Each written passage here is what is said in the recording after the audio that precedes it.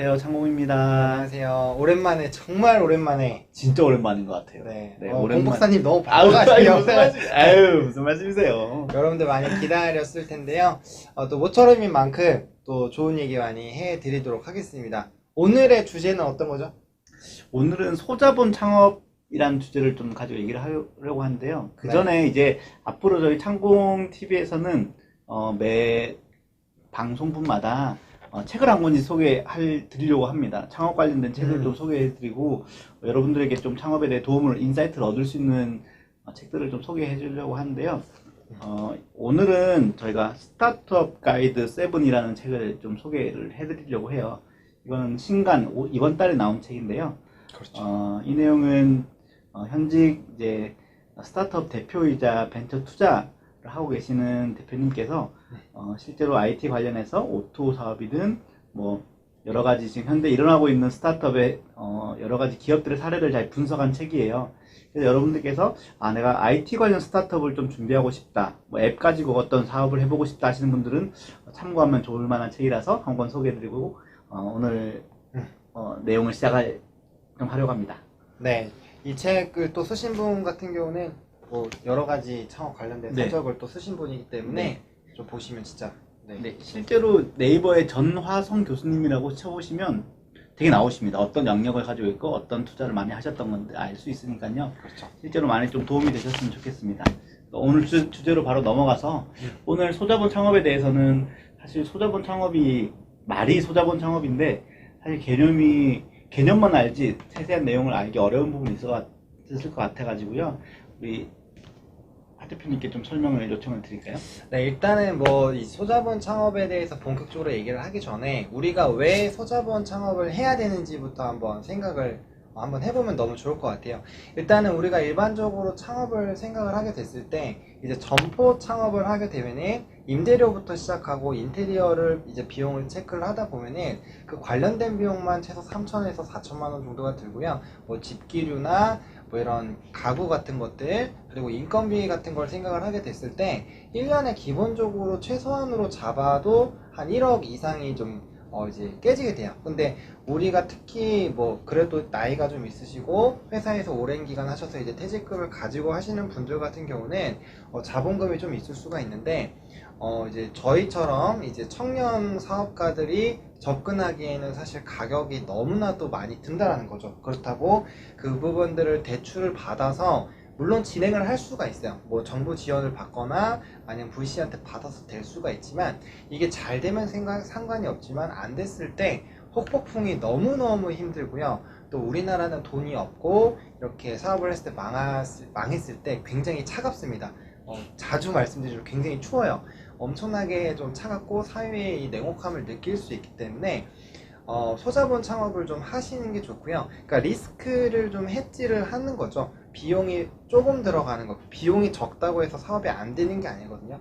우리가 뭐 신뢰로 들 수 있는 게 제가 좀 구체적으로 얘기를 드릴 수 있는 게 저도 이제 학생 때 마케팅 회사의 대표님과 얘기할 기회가 있었는데 그분의 와이프 분께서 이 화단에서 이제 조금 이런 철골로 되어 있는 화단 같은 거 좀 판매하는 걸 하고 싶어 하셨어요. 근데 그분도 처음에 다 제품을 몇 개씩 다 만들어 놓고 이제 매장을 통해서 판매를 하고 싶다라고 해서 이제 사업을 하려고 했는데 아무래도 남편분이 그 마케팅 관련 전문가이시다 보니까 그렇게 해서는 안 된다, 큰일 난다. 그래서 미리 이 부분들이 판매가 될 수 있는지 사전에 한번 호응도를 한번 봐보자 라고 해가지고 블로그랑 이런 데에서 이제 약간의 마케팅 기법을 활용을 해서 상품을 한번 팔아보기 시작했어요. 아무것도 되어 있지 않은 상태에서. 약간 그게 린 스타트업이랑 비슷할 것 같은데 내용은 비슷하긴 엄청 비슷하죠. 엄청 비슷한데 그렇게 해서 아무것도 준비가 되어 있지 않은 상태에서 일단 상품을 팔았어요. 그래서 주문을 첫 달에 300만 원 정도가 들어왔고요. 그때부터 이제 시장이 좀 되니까 맞춰서 하면서 홈페이지도 만들고 이제 그렇게 하면서 좀 됐거든요. 근데 소자본 창업이 이런 식으로 뭐 비용을 아예 안 들이고 시작을 할 수도 있지만 최소한 줄인 상태에서 우리가 할 수 있는 것들로 돈을 버는 그런 부분들을 해야지 리스크가 굉장히 안 된다는 겁니다. 여러분들이 뭐 이제 그냥 사회에서 봤을 때 뭐 월세 100만 원 되게 쉬워 보이잖아요. 회사 다닐 때는 좀 약간 해볼만 해요. 그쵸. 매달 돈이 들어오니까. 근데 여러분들이 실제로 사회에 나와서 아무런 백그라운드 없이 처음부터 이런 레퍼런스를 만들면서 월세 100만 원 이상에다가 이제 직원 한 명 쓰면 월급 뭐 최저로 해도 뭐 180 이상 들어가죠. 근데 4대 보험에다 뭐 하면은 한 230, 40 정도 들어요. 그거를 포함하고 내 인건비, 내 한 달에 생활하는 돈이 또 필요할 거 아니야. 그런 거 합하면은 한 달에 최소 500에서 1000 이상은 그냥 깨진다는 거죠. 그러면 초기 비용, 인테리어 비용 같은 거 빼고도 그렇게 유지비가 들면은 사람이 유지하기가 굉장히 어렵습니다. 근데 사회는 우리가 생각하는 것만큼 어렵죠. 우리가 딱 상품 내놓으면 잘 될 것 같죠? 안 돼요. 너무 부정적인 얘기만 하지 마시고. 그렇죠. 그쵸. 그러니까 그만큼 많은 준비를 해야 하고 된다. 해야 된다라는 거고, 사실 뭐 우리가 제품이 있으면 이런 뭐 책도 마찬가지예요. 책 제품이 있으면 뭐 그냥 서점에서 와서 팔아주세요 이럴 것 같죠? 아니, 우리가 열심히 가서 이렇게 해야 됩니다, 여러분들. 영어 하셔야 되고. 네, 그냥 상품이 나왔다고 거기서 막 되지 않아요. 그러니까 그런 여러 가지 우리가 모르는 것들이 굉장히 많기 때문에 관련된 부분들을 꼭 한번 생각을 해보셨으면 좋겠고요. 소자본으로 되는 사업을 하셔야 크게도 더 잘 될 수 있습니다. 근데 돈이 많이 들어가도 안 되는 사업은 아무리 많이 부어도 안 될 가능성이 커요. 그 사업 자체에 문제가 있을 수도 있기 때문에. 근데 우리는 아직 초보자니까 사실 그런 부분들 잘 모르잖아요. 그렇기 때문에 우리가 이런 시행착오를, 그리고 경험비라는 걸 들어야 되기 때문에 소자본 창업으로 좀 해보셨으면 좋겠고요. 그 여러 가지 부분들에서 이제 입질이 오는 걸로 좀 확대를 하셔가지고 빠르게 좀 수익화 시키는 방향으로 하시는 그런 부분들 굉장히 좋을 것 같다라고 생각이 들고요. 이 일을 위해서 우리가 반드시 알아야 되는 것들이 있어요. 그거는 우리 공 박사님께서 얘기를 해주시도록 하겠습니다. 네, 소자본 창업에 대해서 잘 설명을 해주셨는데요.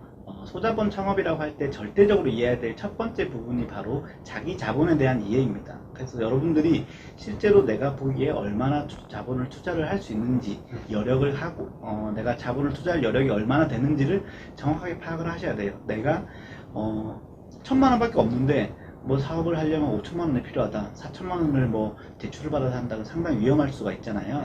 그래서 본인의 자기 자본 규모를 정확하게 파악하고 내가 이 사업에 얼마나 투자를 할 수 있는지 여부를 정확하게 판단하시는 게 저는 첫 번째 단계라고 생각하고요. 그 이후에는 그 사업에 필요한 전체적인 자금 소요를 생각했을 때 두 가지가 있을 것 같습니다. 하나는 자기 자본을 충분히 되어서 그 초기 창업 자본을 만드는 것과, 하나는 타인의 자본을 이용하는 거죠. 타인의 자본은 쉽게 말씀드리면 은행이나 금융권을 통해서 대출을 받는 경우가 있을 것 같고요.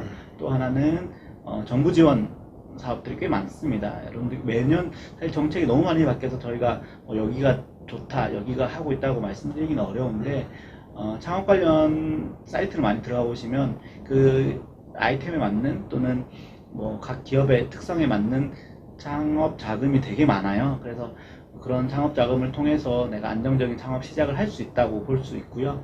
근데 단지 창업 지원 자금은 지원 자금입니다. 여러분들께서 그렇죠. 이거를 통해서 꼭 이거는 시드 머니가 될 수 있지만 이거는 사업을 키울 수 있는 머니는 되지 않아요. 그래서 첫 번째 뭐 씨를 심는다는 마음으로 할 때는 비용을 이렇게 대출을 받아서, 또는 창업 지원을 받아서 할 수 있지만, 결국의 사업은 여러분들이 번 수익을 통해서, 재투자를 통해서 사업이 발전을 해 가야 된다는 것을 명심을 하시면 좋겠고요.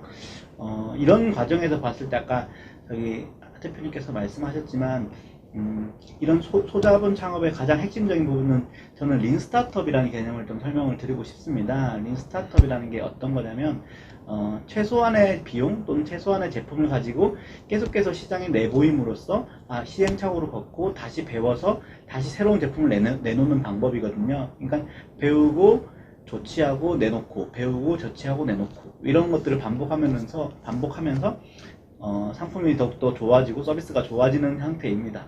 이게 사실 린 스타트업의 개념을 왜 소자본 창업이랑 연결을 시키면, 실제로 처음 제품을 만들 때는 무수한 결함이나 자기가 생각하지 못한 시장에 내었을 때 좀 좋지 않는 반응이 얻을 수가 있습니다. 그래서 처음부터 너무 많은 투자를 하거나 처음부터 너무 많은 에너지를 붓기보다는 그 MVP 모델이라고 해서 미니멈 비아블 프로덕트라고 해서 최소한의 모델을 가지고 시장에 내놓았을 때 고객이 반응하실 거예요. 아, 이런 건 아쉽다. 이런 것들은 좋다. 그런 거 했을 때 그거를 다시 한 번 더 제품에 녹여서 다시 한번 또 다른 상품을 시장에 내놓게 되고 그 상품에 대한 평가를 받아서 또 내놓게 되고 이런 방법을 반복함으로써 결국에는 사업이 처음부터 완벽한 게 아니라 차츰차츰 안정화가 돼 가는 부분이거든요.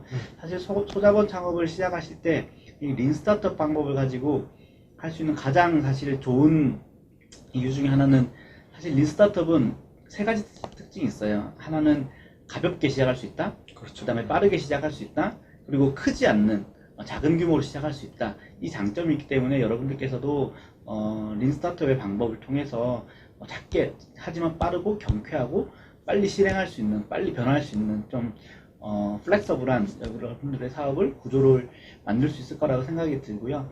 지금까지 좀 여러 가지 소자본 창업에 대해서 방법들이나 뭐 자금 수요에 대해서 말씀을 드렸지만 사실 창업은 뭐 대자본이든 소자본은 똑같습니다. 그렇죠. 네. 하지만 창업에 여러분들께서 직접 이제 창업을 시작하는 단계에서는 작고 빠르고 뭐 플렉서블하게 사업을 시작해 나가는 것이 여러분들의 그런 마인드를 일단 가지고 출발하는 것이 상당히 중요하다고 생각이 들고요. 많은 자본을 투자하지 않아도 됩니다. 결국에는 어느 순간 사업화가 되면 자본이 투입될 수밖에 없어요. 그렇죠. 근데 처음부터 많은 자본을 투입할 필요는 없다라는 게 저희 입장이고, 물론 너무나 확실한 사업 아이템이 있어서 내가 1억 정도는 투자돼, 몇 억 정도는 투자돼 하신다면 저희는 뭐 굳이 말리진 않습니다. 하지만 대부분의 창업들은 그렇지 않기 때문에 린 스타트업 방식을 통해서 작지만 빠르게 시행해 볼 수 있는 어떤 창업 모델을 만드는 것들이 상당히 중요하다는 생각이 드네요. 그렇죠. 네. 하나 처음에 괜찮은 거 하나 만들어 놓고 살을 붙여나가는 맞아요. 그게 가장 합리적이고 리스크도 좀 줄일 수 있고 네. 어느 정도 이제 관리도 되는 그런 흐름이다라는 거를 인지하시면 좋을 것 같습니다. 네. 시장에 나가면 정말 그 제조업체나 창업자가 가지는 마인드랑 다를 수밖에 없습니다. 시장에 나가면 고객들의 평가, 그리고 내가 만날 협력사들의 평가가 너무너무 달라요. 그렇기 때문에 여러분들께서 처음부터 마스터피스, 완성품을 만드는 것이 아니라 처음부터 작게 시작해서 키워나가는 그런 사업 모델을 잘 구상하시길 바랍니다. 네, 좋습니다. 네. 오늘은 여기까지만 하고요. 네. 다음 시간에 또 창업 관련된 재밌는 얘기로 여러분 찾아뵙겠습니다. 안녕.